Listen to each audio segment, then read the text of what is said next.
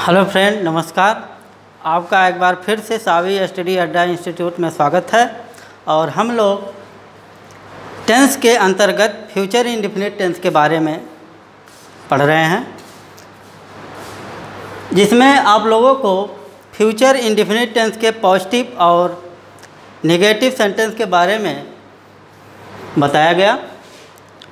आज का सेंटेंस है इंट्रोगेटिव, और आज हम लोग इंट्रोगेटिव के बारे में जानेंगे। तो एक बार मैं फिर से अवगत कराना चाहता हूँ फ्यूचर इंडेफिनिट टेंस की पहचान के बारे में। जिस हिंदी वाक्य के अंत में गा, गी, गे शब्द आता है वह फ्यूचर इंडेफिनिट टेंस का वाक्य होता है। और फ्यूचर इंडेफिनिट टेंस में आई और वी सब्जेक्ट के साथ सहायक क्रिया शैल का प्रयोग करते हैं। बाकी सभी सेंटेंस में सभी कर्ताओं के साथ विल का प्रयोग किया जाता है। तो आइए एक बार फिर से इंट्रोगेटिव सेंटेंस के बारे में। इंट्रोगेटिव सेंटेंस, इसमें यदि प्रश्नवाचक शब्द वाक्य में पहले आता है तो उसकी अंग्रेजी नहीं लिखते हैं। यदि प्रश्नवाचक शब्द वाक्य में पहले आता है तो उसकी अंग्रेजी नहीं लिखते हैं। उसके बदले में शैल या विल का प्रयोग किया जाता है कर्ता के अनुसार। और शैल या विल के बाद सब्जेक्ट का प्रयोग किया जाता है। उसके बाद मेन वर्ब का फर्स्ट फॉर्म यूज करते हैं, फिर ऑब्जेक्ट और जो भी बचता है उसको कंप्लीट करते हैं। इसका फार्मूला होता है, सबसे पहले अगर प्रश्नवाचक शब्द वाक्य में पहले आया है तो सबसे पहले शैल या विल का प्रयोग करते हैं। शैल या will plus subject plus main verb का फर्स्ट फॉर्म प्लस ऑब्जेक्ट, इसके बाद जो भी बचता है ETC में लिखकर वाक्य को कंप्लीट किया जाता है। इसका एग्जाम्पल है, जैसे क्या मोहन अपने स्कूल कल जाएगा। क्या मोहन अपने स्कूल कल जाएगा, तो सबसे पहले इसमें क्या शब्द आया है, क्वेश्चन वर्ड शब्द आया है, तो इसकी अंग्रेजी नियम के अनुसार हम नहीं लिखते हैं। इसके बदले में शैल या विल यानी कि विल का प्रयोग करेंगे। और इसके तुरंत बाद हम सब्जेक्ट यानी मोहन, फिर इसके बाद क्रिया का फर्स्ट फॉर्म, फिर ऑब्जेक्ट और फिर ETC जो भी वर्ड होता है कंप्लीट करते हैं। तो will Mohan go to his school tomorrow. दूसरा है, क्या हम अंग्रेजी पढ़ेंगे। क्या हम अंग्रेजी पढ़ेंगे, इसमें जो है हम शब्द आया। हम यानी कि नियम में आप लोग पढ़े हैं कि आई और वी के साथ शैल का प्रयोग करते हैं। हम के साथ इसकी अंग्रेजी वी लिखते हैं, लेकिन सहायक क्रिया शैल का प्रयोग करेंगे। तो सबसे पहले शैल, फिर इसके बाद सब्जेक्ट वी, इसके बाद मेन वर्ब रीड और ऑब्जेक्ट लिखकर वाक्य को कंप्लीट किया जाता है। अगला रूल में, यदि प्रश्नवाचक शब्द वाक्य के बीच में आता है तो उसकी अंग्रेजी हम सबसे पहले लिखते हैं। उसके बाद शैल या विल का प्रयोग करते हैं, फिर सब्जेक्ट लिखकर वाक्य को कंप्लीट करते हैं। तो वाक्य के बीच में आने पर उसकी अंग्रेजी हम सबसे पहले लिखेंगे। इसका फार्मूला है, सबसे पहले लिखेंगे क्वेश्चन वर्ड, क्योंकि क्वेश्चन वर्ड अगर बीच में आता है तो सबसे पहले क्वेश्चन वर्ड लिखते हैं। तो क्वेश्चन वर्ड सबसे पहले, इसके बाद शैल या विल कर्ता के अनुसार लगाया जाता है। इसके बाद सब्जेक्ट, फिर मेन वर्ब का first form, object plus ETC। जैसे बच्चे कल दिल्ली जाएंगे। बच्चे कल दिल्ली जाएंगे, इसमें क्वेश्चन वर्ड यानी कि क्यों शब्द बीच में आया है, इसलिए इसकी अंग्रेजी हम सबसे पहले लिखेंगे व्हाई। उसके बाद शैल या विल का प्रयोग करेंगे। उसके बाद subject the children, main verb go, object के रूप में दिल्ली को लिखते हैं। तो why will the children go to Delhi. अगला है, वह अपने गांव से कब आएगा, वह अपने गांव से कब आएगा।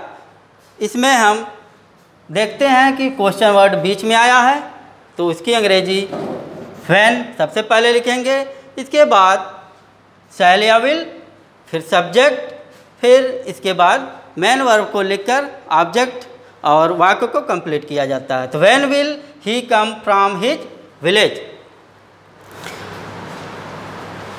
एक बार मैं फिर से इसके बारे में दोहराना चाहूँगा, आप लोग ध्यान दीजिएगा।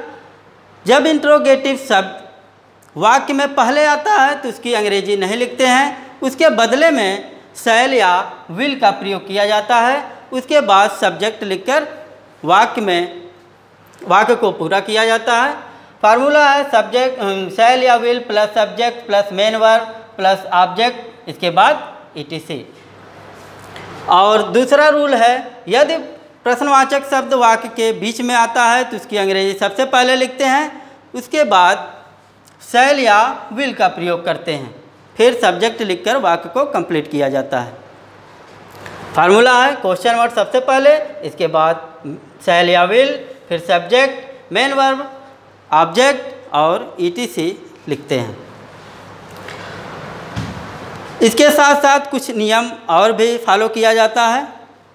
जैसे यदि वाक्य में how many, how much, which, whose जैसे शब्द आए तो उससे संबंधित नाउन भी लिखा जाता है।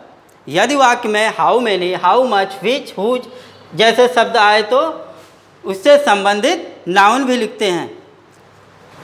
जैसे तुम्हारा भाई कौन सी साइकिल खरीदेगा, कौन सी यानी कि विच, कौन सी की अंग्रेजी विच होती है, तो विच शब्द जब आए तो उससे संबंधित नाउन भी लिखते हैं, उससे संबंधित नाउन साइकिल। यानी कि जब हम इसका अनुवाद करेंगे तो विच को सबसे पहले लिखेंगे, चाहे यह बीच में आए चाहे पहले आए, इसकी अंग्रेजी हम पहले ही लिखते हैं। Which cycle will your brother buy, which cycle will your brother भाई। फिर इसके बाद अगले नियम में, यदि वाक्य में हु शब्द आए तो हु यानी कि कौन शब्द आए तो उसको हम सब्जेक्ट के रूप में लिखते हैं। यदि वाक्य में हु शब्द आता है तो उसकी अंग्रेजी हम सबसे पहले लिखते हैं, और हु अपने आप में खुद एक सब्जेक्ट होता है। तो हु के साथ अफर्मेटिव का भी रूल अपनाया जाता है। हु एक ऐसा इंट्रोगेटिव वर्ड है जो हमेशा अपने आप में इंट्रोगेटिव में नहीं रहकर रूल उसको अपनाया नहीं जाता है, लेकिन वह अपने साथ पॉजिटिव का ही रूल अपनाता है। यानी कि हु के साथ हमेशा हम पॉजिटिव को अपनाते हैं जो भी रूल होता है। तो जैसे देखते हैं आज कॉलेज में कौन आएगा, तो यहाँ पर हु शब्द सबसे पहले आया है तो इसकी अंग्रेजी हम पहले लिखेंगे, लेकिन नियम में यह बताया गया है कि इसके साथ पॉजिटिव का रूल होता है। तो पॉजिटिव का रूल में भी शैल या विल को ध्यान में रखकर यानी कि हु के साथ विल का प्रयोग करेंगे। इसके बाद मेन वर्ब का फर्स्ट फॉर्म यूज करते हैं, तो who will come in the college today. तो इस प्रकार से हम लोग इनका अनुवाद करते हैं। एक चीज़ और ध्यान दीजिएगा,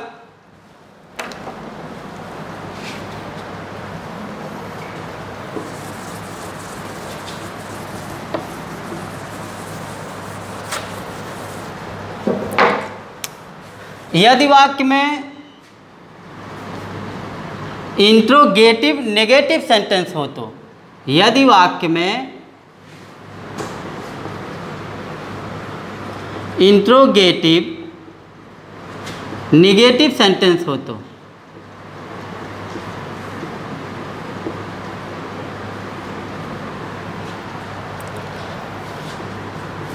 नेगेटिव सेंटेंस हो तो सब्जेक्ट के बाद नॉट का प्रयोग किया जाता है। यदि वाक्य में अगर इंट्रोगेटिव नेगेटिव होता है यानी इंट्रोगेटिव में नकारात्मक शब्द का प्रयोग किया जाए तो सब्जेक्ट के तुरंत बाद ही नॉट का प्रयोग करते हैं। जैसे राम क्यों नहीं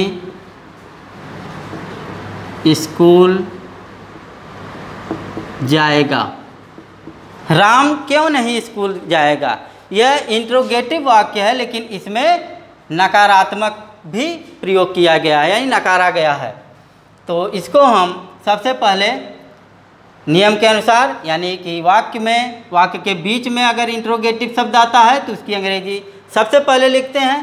तो उसकी अंग्रेजी हम सबसे पहले लिखेंगे वाई। इसके बाद सब्जेक्ट के अनुसार विल या शैल का प्रयोग करते हैं। तो यहाँ पर हम लोग विल का प्रयोग करेंगे और उसके तुरंत बाद हम सब्जेक्ट का प्रयोग करते हैं। सब्जेक्ट क्या है? राम। और जब निगेटिव आता है तो तुरंत बाद, सब्जेक्ट के तुरंत बाद नॉट का प्रयोग करते हैं। Why will Ram not go to school. Why will Ram not go to school. तो इस प्रकार हम लोग इंट्रोगेटिव का अनुवाद करते हैं। तो आज के साथ इतना ही, और कल मिलेंगे नेक्स्ट वीडियो में अगले टॉपिक के साथ। तब तक के लिए धन्यवाद।